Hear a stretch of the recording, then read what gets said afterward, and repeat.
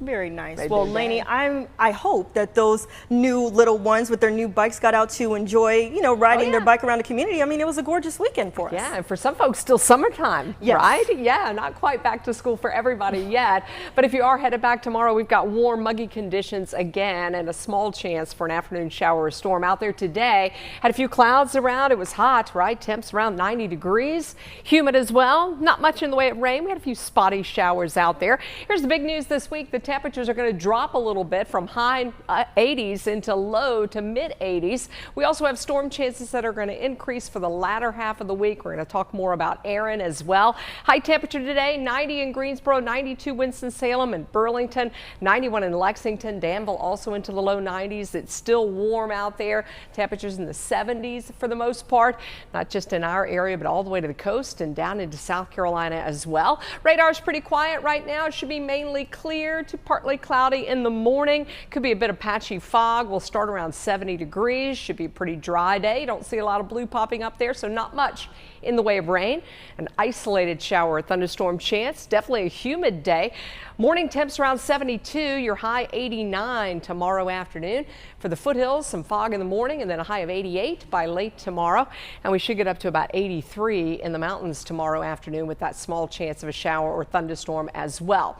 Top news here, of course, we talked about at the top of the newscast now, Category 4 again for Hurricane Aaron. Also now starting to make that northern turn. So instead of just moving westerly, it is now moving northwesterly, and it'll continue to kind of turn to the north around that big Bermuda high that is out over the Atlantic. So you can see that sort of arcing track there. That Wednesday, Thursday time frame is when we're looking for most of the impacts, if any, along our coastline.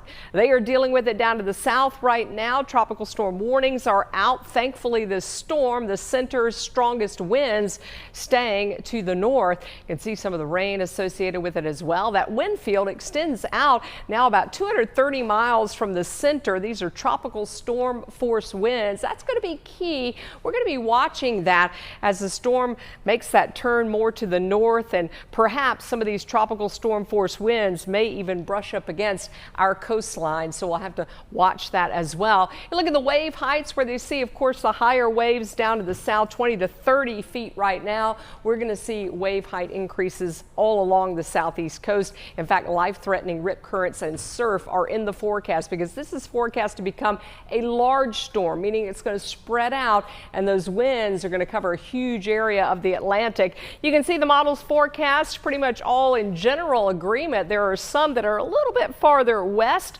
The main hurricane center track there in the center, and if we track from about Hatteras, this is roughly out to the center of that track. We're at about 250 miles away in that Wednesday time period. I will tell you the track history from yesterday, 2 days ago, you can see that the shift has been a little bit more to the west with each of these tracks over the last few days. So that's something we're definitely going to keep a close eye on. We do have that big ridge that may be pushing it just a little bit or nudging it a little bit to the west.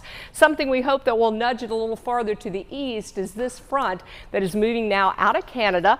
It will be in here by Wednesday, so you'll notice the storm coming into view here down to the southeast, and then that front kind of sweeping in that Wednesday, Thursday time frame should kind of help to keep this one a little bit farther out to sea. But we may still get some of those outer rain bands and some of those tropical storm force winds along our coastline. So that is something that we're concerned about as well. Again, the track remains offshore right now. Outer banks could see some of those outer rain bands, and there's that wind risk.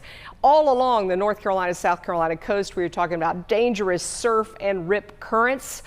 We're also talking about the risk of coastal erosion as well as some overwash along Highway 12, and they're already taking some precautions there in Dare County as a result of that in the forecast. So here's your 7-day forecast. Inland in the Triad should be pretty quiet. We do anticipate a drop in temps and an increase in rain chances toward the weekend.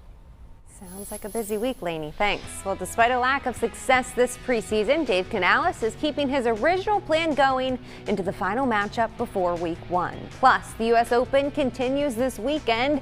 Hear more from a previous tournament winner coming up in sports.